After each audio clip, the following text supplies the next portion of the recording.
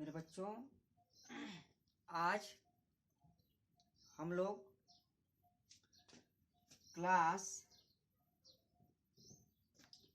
10 का हिंदी पढ़ेंगे। हम लोग आज हिंदी पर चर्चा करेंगे और हम लोग क्लास 10 का हिंदी पढ़ेंगे। और जो हम लोग का यह पाठ है तो काव्य खंड से लिया गया है।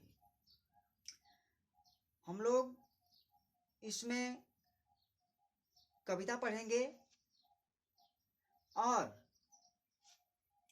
इस काव्य खंड में आप लोगों को मैं क्लास 10 का चैप्टर 1 काव्य खंड का बताऊंगा।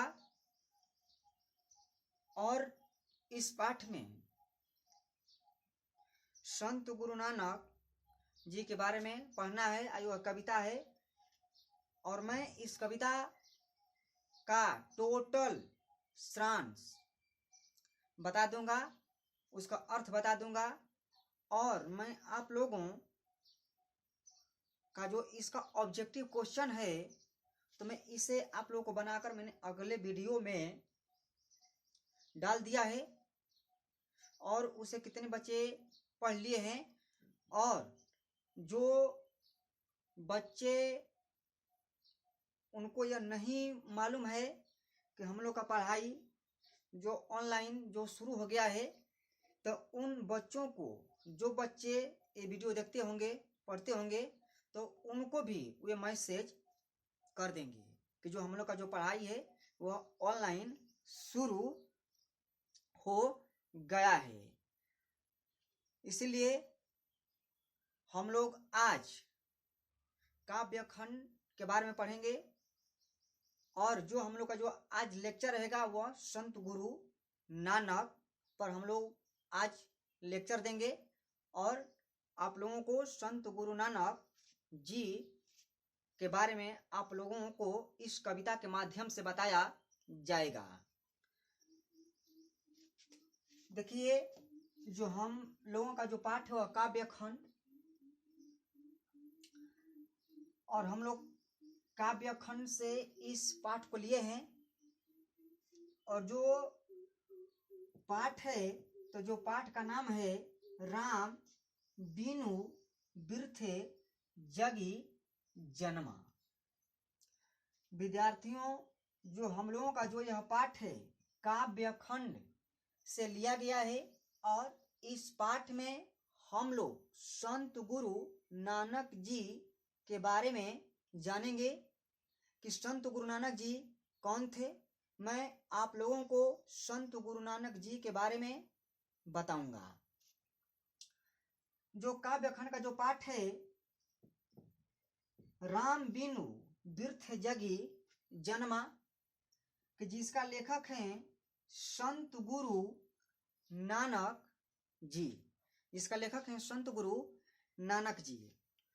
मैं आप लोगों को कविता मैं इनके जीवनीय बता दे रहा हूं और जीवनीय बताने के बाद मैं इस कविता का जितना टोटल सारांश के रूप में मैं आप लोगों को बताऊंगा। और आप लोग जो ये वीडियो है उसे आप लोग लास्ट तक देखिएगा, तभी आप लोग को समझ में आएगा। आप लोग लास्ट तक नहीं देखिएगा तो ये वीडियो समझ में नहीं आएगा। मैं इन जो संत गुरु नानक जी के जीवनीय चरित्र के बारे में मैं आप लोगों को बता देता हूं और फिर उसके बाद में मैं आप लोगों को जो इस पाठ में पढ़ना है मैं आप लोगों को बताऊंगा। मेरे विद्यार्थियों, संत गुरु नानक जी का आप लोग नाम सुने होंगे। मैं आप लोगों को जब ऑनलाइन व्यवस्था नहीं था तो मैं आप लोगों को क्लास में पढ़ाए होंगे, बताए होंगे, मैट्रिक में, इंटरमीडिएट में, कि संत गुरु नानक जी कौन थे, ये संत थे। मैं आप लोगों को संत गुरु नानक जी के बारे में बता रहा हूँ। संत गुरु नानक जी का जन्म 1469 संत गुरु नानक जी का जन्म 1469 ईस्वी में हुआ। आप लोगों को मैं ऑब्जेक्टिव भेज दिया हूं और आप लोग उस ऑब्जेक्टिव को देख लेना, समझ लेना, क्योंकि मैं आप लोग को सिर्फ सारांश बताऊंगा। ऑब्जेक्टिव अलग और सब्जेक्टिव जो क्वेश्चन है सो अलग। तो विद्यार्थियों, संत गुरु नानक जी का जन्म 1469 ईस्वी में हुआ। संत गुरु नानक जी का जन्म 1469 ईस्वी में हुआ। संत गुरु नानक का जन्म एक गांव था, जिस गांव का नाम था तलवंडी,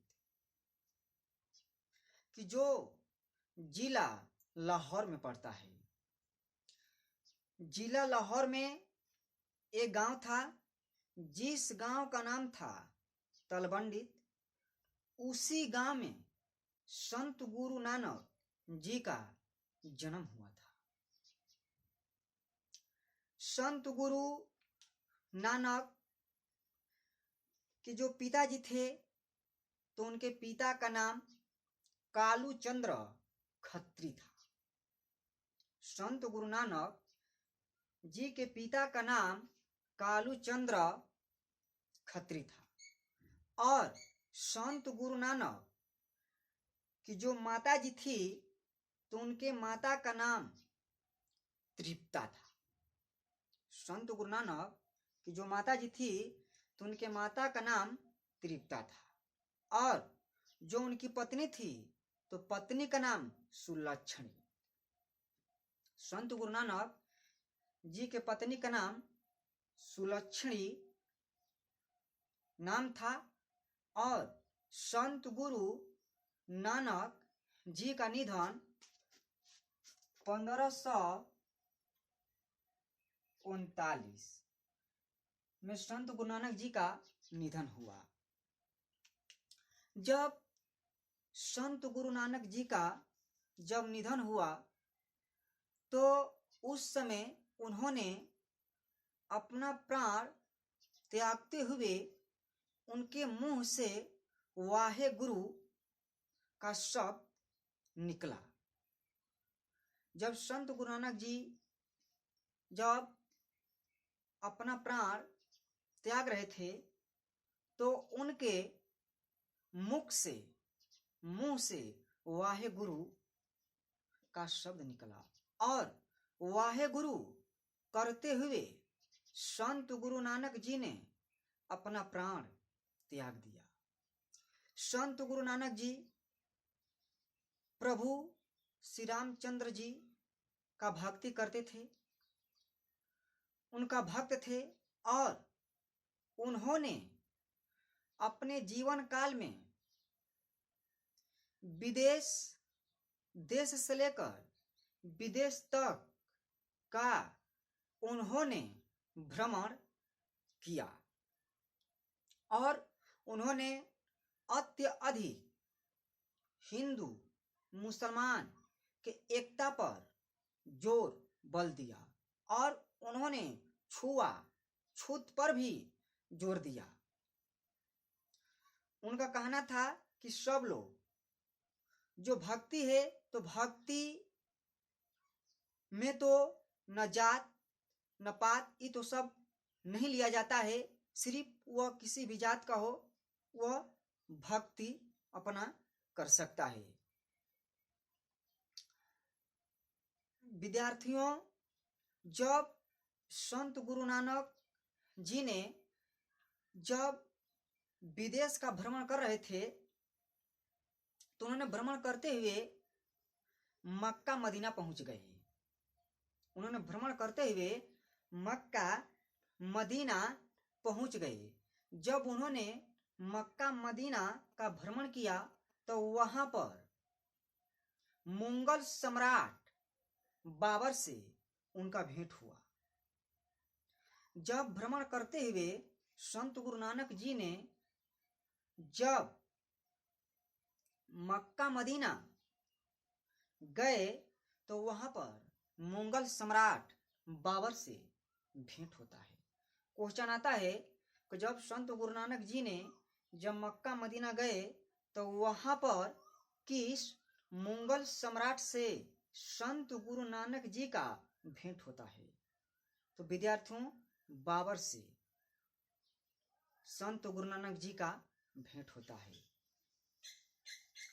मैं आप लोगों को इस कविता के बारे में बता रहा हूं कि जो संत गुरु नानक जी थे तो उन्होंने रामचंद्र जी का भक्ति करते थे। ये संत थे, इनको संत कहा जाता है।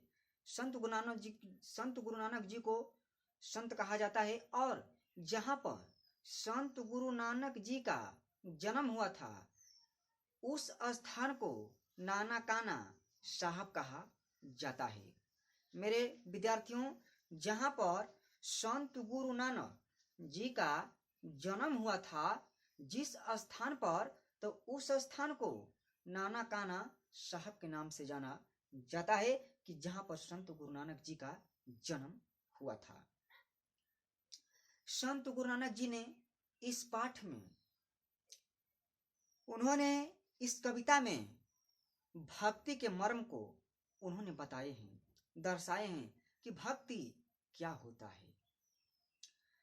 विद्यार्थियों, जो पाठ है आप लोग इसे देखिए। राम बिनु बिरथे जगी जन्मा। मैं आप लोगों को जो कविता दिया है उस कविता को मैंने टोटल उसका अर्थ सारांश मैं आप लोगों को बता देता हूं ताकि आप लोगों को किसी प्रकार का कोई दिक्कत नहीं होगा। आप एग्जाम में क्वेश्चन इस पाठ से आता है, आप लोग आसान से उस सवाल को सोल्व कर सकते हैं, बना सकते हैं। आपको किसी प्रकार का कोई कठिनाई, कोई दिक्कत नहीं होगी।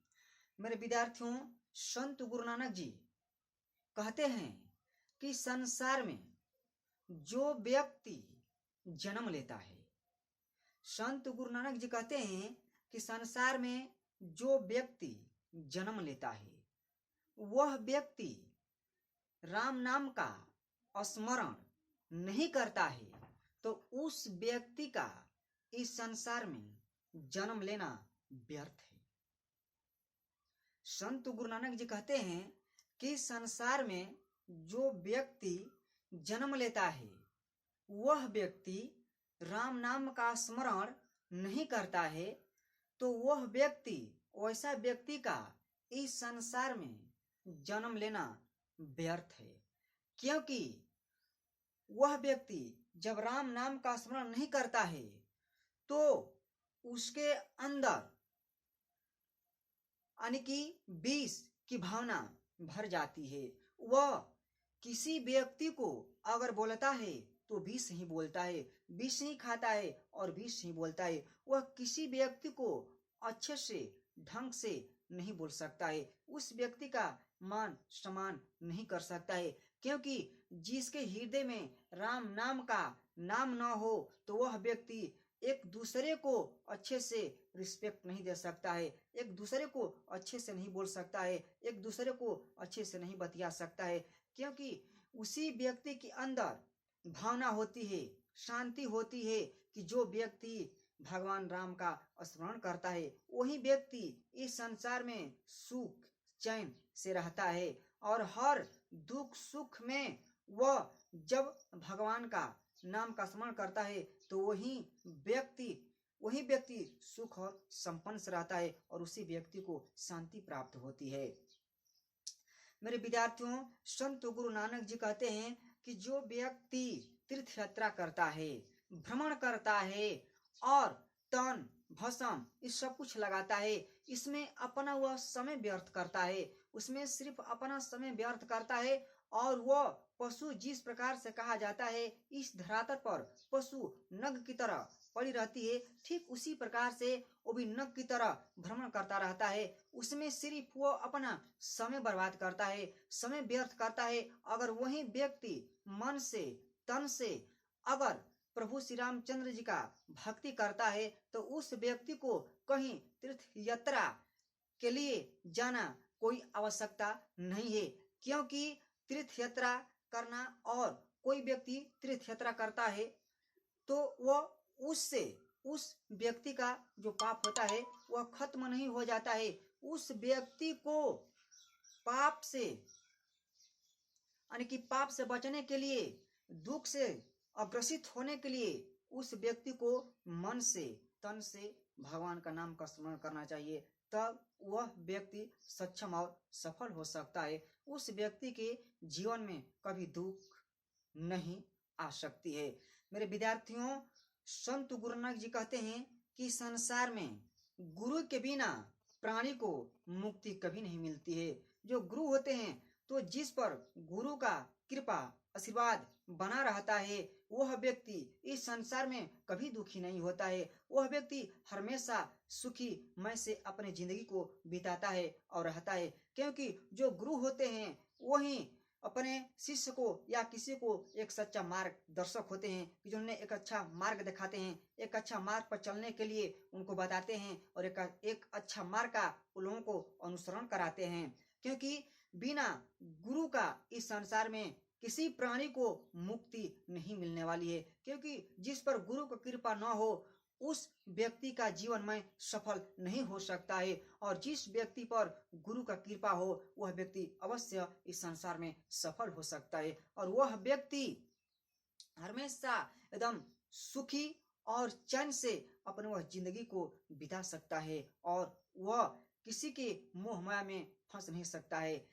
मेरे विद्यार्थियों, जिस प्रकार से कहा जाता है कि जो संत गुरु नानक जी कहते हैं कि जो व्यक्ति किसी व्यक्ति पर जब वह दुख पड़ जाता है तो वह व्यक्ति दुख में घबरा जाता है, वह दुख को सहन नहीं कर सकता है, वह दुख को अपने अंदर सक्षम नहीं रख सकता है, तो उस व्यक्ति को उसमें दुख में नहीं घबराना चाहिए। उस व्यक्ति को दुख को सुख के समान समझना चाहिए और समझकर धैर्य रखकर उसे अपना काम करना चाहिए और उसमें राम कीर्तन का स्मरण करना चाहिए, क्योंकि जो व्यक्ति दुख को सुख के समान समझ जाता है वही कृतज्ञ होता है, वही महान होता है, वही ज्ञानी होता है, क्योंकि वही व्यक्ति महान होता है और वही व्यक्ति सक्षम होता है कि जो व्यक्ति दुख से घबराता नहीं है और वह पूर्ण रूप से दुख को सुख के समान समझकर वह अपने जिंदगी को व्यतीत करता है, वही व्यक्ति सच्चा कृतज्ञ होता है और वही व्यक्ति महान होता है, वही व्यक्ति बुद्धिमान और विद्वान होता है। विद्यार्थियों, संत गुरु नानक जी कहते हैं कि संसार में जो व्यक्ति दुख में पड़ा हो, दुख में पड़ा हो, शोक में पड़ा हो, तो उस व्यक्ति को नहीं निहारना चाहिए, उस व्यक्ति को अपमानित नहीं करना चाहिए। उस जिसे कहा जाता है कि संत गुरु नानक जी खुद इस कविता में बोले हैं कि जो नर दुख में दुख नहीं माने, सुख सने और भय नहीं जागे, कंचन माटी जाने। मेरे विद्यार्थियों को कहने का मतलब कि संत गुरु नानक जी बोलते हैं कि मनुष्यों को दुख और सुख दोनों में एक समान रहने के लिए उन्होंने बात बताई है कि अगर जिस व्यक्ति पर दुख आता है तो वह व्यक्ति दुख को सुख के समान समझता है, वही व्यक्ति महान होता है। और वे बोलते हैं इस संसार में कोई व्यक्ति दुखी हो और कोई व्यक्ति शोक में पड़ा हो, वह शोक में पड़ा हो, वह चिंतन में पड़ा हो और वह किसी बात के लिए सोच रहा है, वह तो उस व्यक्ति को हमें कभी निहारना नहीं चाहिए, उस व्यक्ति का कभी अपमान नहीं करना चाहिए, उस व्यक्ति को कभी अपमानित नहीं करना चाहिए, क्योंकि वह व्यक्ति किस शोक में डूबा हुआ है और किस सुख में नहीं डूबा हुआ है। इसीलिए जब उस व्यक्ति का मैं दुख नहीं बांट सकता तो उस व्यक्ति को दुख नहीं दे सकता। इसीलिए ऐसा व्यक्तियों को जो दुख में पड़े हैं, जो दुख से ग्रसित हैं, तो उस व्यक्तियों को नहीं निहारना चाहिए और उस व्यक्तियों को, ऐसा व्यक्ति को कभी अपमानित नहीं करना चाहिए, क्योंकि जो अपमानित करता है वो संसार में सबसे बड़ा पापी होता है। इसीलिए इसे कभी भी वैसा व्यक्ति को अपमानित नहीं करना चाहिए और उसके दुख को आए हुए उसे निवारण कर देना चाहिए, उसे खत्म कर देना चाहिए। वही तो कृतज्ञ इंसान है। मेरे विद्यार्थियों, और जिस प्रकार से संत गुरु नानक जी कहते हैं कि इस संसार में जो व्यक्ति, वह व्यक्ति तो खुद दुख में पड़ा हुआ है, क्योंकि क्योंकि जब तक व्यक्ति राम नाम का स्मरण नहीं करेगा तब तक वह व्यक्ति इस मोह माया के बंधनों से कभी मुक्त नहीं होगा। वह मोह माया के बंधनों में जकड़ा रहेगा। तो जब तक वह मोह माया के बंधनों में जब जकड़ा रहेगा तब वह व्यक्ति वह कहाँ से मुक्ति पा सकता है, और उस व्यक्ति को कहाँ से मुक्ति मिल सकती है? उस व्यक्ति को मुक्ति नहीं मिल सकती है। इसीलिए जो भगवान का भक्ति करता है तो वह मोह माया से खत्म हो जाता है और अपने मन में सिर्फ ब्रह्मा का निवास करता है। भगवान को उसके खुद उसके अंदर भगवान वास करते हैं और वह शांति से सुख से मय से अपनी जिंदगी को वह जीता है। उसके जीवन काल में थोड़ा सा भी कोई दुख नहीं आता है, क्योंकि वह दुख को खुद सुख के समान समझता है। और कहा जाता है कि संत गुरु नानक जी कहते हैं कि संसार में जो व्यक्ति सोने को मिट्टी के समान समझता है वही व्यक्ति महान होता है। न वह लोभ में पड़ता है और न ही वह किसी के माया में पड़ता है, वह इस माया से निकल जाता है। जब यह माया से जब तक मनुष्य नहीं निकलता है तब तक मनुष्य को मुक्ति नहीं मिलती है। कहा जाता है कि भगवान कृष्ण भी गीता में बोले थे कि मनुष्य को अपना कर्म करना चाहिए, और इस मोह माया के बंधनों से जब तक कोई मनुष्य अगर नहीं निकलेगा तब तक मनुष्य महान नहीं हो सकता है, क्योंकि मनुष्य को इस मोह माया के बंधनों से निकल जाना चाहिए, तभी तो उसे मुक्ति मिल सकती है। इस प्रकार से उससे मुक्ति मिलने वाली नहीं है। मेरे विद्यार्थियों, संत गुरु नानक जी एक महान संत थे। संत गुरु नानक जी एक महान संत हैं। जिस प्रकार से कहा जाता है कि संत गुरु नानक जी प्रभु श्री रामचंद्र जी का भक्ति ऐसे करते थे कि जिस प्रकार से कहा जाता है कि नदी की पानी बहती हुई समुद्र जब वो समुद्र में जब पानी जब चला जाता है तो हमारा लिप्त हो जाता है, पता नहीं चलता है। उसी प्रकार से प्रभु श्री रामचंद्र का भक्ति वे उसी प्रकार से मन और तन एकदम लिप्त होकर करते थे। अगर व्यक्ति अगर भगवान का मन तन से जब वो भक्ति नहीं करेगा तो उससे मुक्ति नहीं मिल सकती है। इसीलिए भगवान का जो भक्ति है वो मन तन से करना चाहिए, तभी मुक्ति मिल सकती है। तो इस तरह मुक्ति नहीं मिल सकती है। वे जो संत गुरु नानक जी थे, तो संत गुरु नानक जी को एक महान कवि एक महान उनको कवि कहा जाता है और एक महान वे संत थे। मेरे विद्यार्थियों, और वे जो संत गुरु नानक जी थे वे खुद बोलते हैं कि जब तक किसी भी शिष्य पर या किसी भी व्यक्ति पर जब गुरु का आशीर्वाद न हो, गुरु का आशीर्वाद उस पर न बना रहे, तो वह व्यक्ति को मुक्ति नहीं मिलती है, क्योंकि गुरु का आशीर्वाद सर्वप्रथम उसके लिए जरूरी है, अनिवार्य है। इसीलिए उससे मुक्ति मिल सकती है। तो इस तरह उस प्राणी को मुक्ति नहीं मिल सकती है, क्योंकि गुरु है ऐसे मार्गदर्शक होते हैं जो अपने शिष्य को दुख में सुख में हर तरह से उसे हर दुख में सुख में रहने के लिए चलने के लिए उसे एक अच्छा मार्ग बताते हैं, एक अच्छा मार्ग दर्शक होते हैं कि जो एक अच्छा उसे मार्ग दिखाते हैं। उसी मार्ग पर वह चलता है और वह व्यक्ति महान हो जाता है कि जो बताए हुए गुरु के मार्ग पर चलता है। विद्यार्थियों, संत गुरु नानक जी कहते हैं कि जो व्यक्ति कमंडल और भगवा रंग का सब वस्त्र पहनकर वह घूमने लगता है, भ्रमण करने लगता है, तो ये सब व्यर्थ है। इसे उन्होंने ढांड कमंडल मानते हैं, इसे वे ढांड कमंडल मानते हैं। वे बोलते हैं कि अगर भगवान की भक्ति करना है तो उन पर निरंकार होकर एकदम पूर्ण रूप से अस्त्र होकर और मन लगाकर उनका भक्ति कीजिए। आप मन तन से उनका भक्ति कीजिएगा तो आपको कहीं तीर्थ यात्रा पर जाने की आपको कोई आवश्यकता नहीं है, क्योंकि आप जब मन तन से भक्ति कीजिएगा तो आपके हृदय में राम नाम का जो स्मरण है वह सदा के लिए बस जाएगा और आप अपने नाम रूप से मुक्त हो जाएंगे और आपको मुक्ति मिल जाएगी। मेरे विद्यार्थियों, इस कविता में आप लोगों को यही पढ़ना था और मैं संत गुरु नानक जी की जीवनी और उनके बारे में, मैंने संत गुरु नानक जी के बारे में बता दिया। और उन्होंने जो संत गुरु नानक जी थे, तो संत गुरु नानक जी ने किसी भी जात से भेदभाव नहीं करते थे। संत का मतलब यही होता है, कोई हिंदू हो मुसलमान हो, सबको एक साथ लेकर चलते थे, सबको एक साथ लेकर चलते थे। और उन्होंने किसी से भी छुआछूत नहीं मानते थे। अगर वे संत हैं, अगर संत होकर अगर कोई महान पुरुष अगर छुआछूत करता है तो उस व्यक्ति को महान पुरुष नहीं कहा जा सकता है। इसीलिए उन्होंने किसी से छुआछूत नहीं करते थे। वे सभी पर जोर बल देते थे और सभी को एक साथ लेकर चलते थे और उन्होंने सभी का मान सम्मान करते थे। मेरे विद्यार्थियों, इस कविता में जो पढ़ने के लिए था मैं आप लोगों को बता दिया। और आप लोग